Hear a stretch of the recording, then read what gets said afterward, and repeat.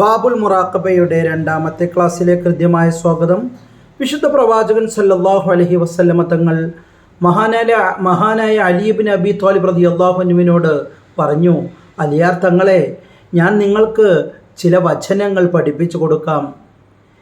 ഖാല റസൂലുള്ളാഹി സ്വല്ലല്ലാഹു അലൈഹി വസല്ലം, വിശുദ്ധ പ്രവാചകൻ പറഞ്ഞു, ഇന്നി ഉഅല്ലിമുക ബികലിമാത്തിൻ, ചില വചനങ്ങൾ ഞാൻ നിങ്ങൾക്ക് പഠിപ്പിച്ചു തരാം. ഏതാണ് ആ വചനങ്ങൾ? യഹ്ഫദില്ലാ, അലിയാർ തങ്ങളെ, നിങ്ങൾ അള്ളാഹുവിനെ സൂക്ഷിക്കണം. യഹ്ഫദുക എന്നാൽ അള്ളാഹു നിങ്ങളെയും സൂക്ഷിക്കും. യഹ്ഫദില്ലാ, അള്ളാഹുവിനെ നിങ്ങൾ സൂക്ഷിക്കണം.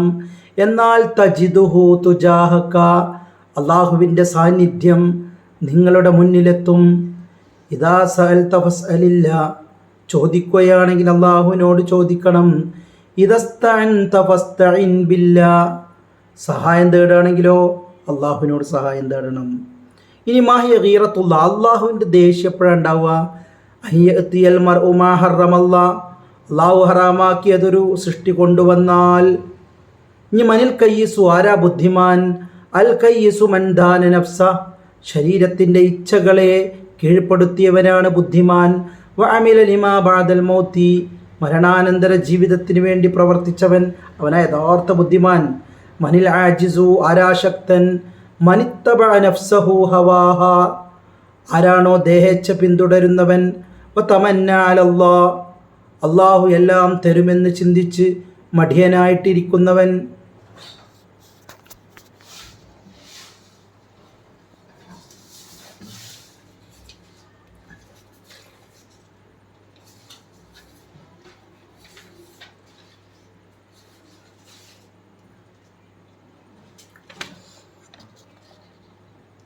ഇനി നമ്മൾ പഠിക്കുന്നത് മിൻ ഹുസ്നി ഇസ്ലാമിൽ മർഇ, ഒരാൾ നല്ല മുസ്ലിമായി എന്നുള്ളതിനുള്ള തെളിവെന്താ? എന്താണ്? തർക്കുഹു മാലാ യഅ്നീഹി, അനാവശ്യത്ത് കാര്യങ്ങളിൽ ഇടപെടാതിരിക്കുക.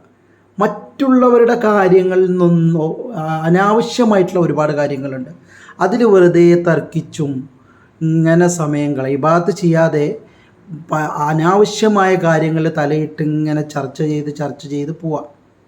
ഇനി ഇതിലെന്തു പറയുന്നുണ്ട്? മാഹിയ ഖിസ്സത്തുൽ അബ്റസ് വൽ അഖ്റഅ വൽ ആമ, ഒരു കുഷ്ഠരോഗിയുടെയും ഒരു കഷണ്ടി തലയൻ്റെയും ഒരു അന്ധൻ്റെയും കഥ പറയുന്നുണ്ട് ഇതിൽ. അല്ലാഹു സുബ്ഹാനഹു വ തആല ഒരു ഒരു കുഷ്ഠരോഗിയുടെ അടുത്ത് ചോദിച്ചു, എന്താ നിങ്ങൾക്ക് വേണ്ടതെന്ന്. ഒരു മാലാഖ വഴിയാണ് ചോദിക്കണം, മലക്ക് വഴി. എന്താ വേണ്ടതെന്ന് വെച്ചപ്പോൾ പറഞ്ഞു, എൻ്റെ ഈ കുഷ്ഠരോഗമൊക്കെ മാറി നല്ല സ്കിന്ന് വേണമെന്ന് പറഞ്ഞു. അപ്പോൾ അത് അള്ളാഹു കൊടുത്തു. ആ മലക്ക്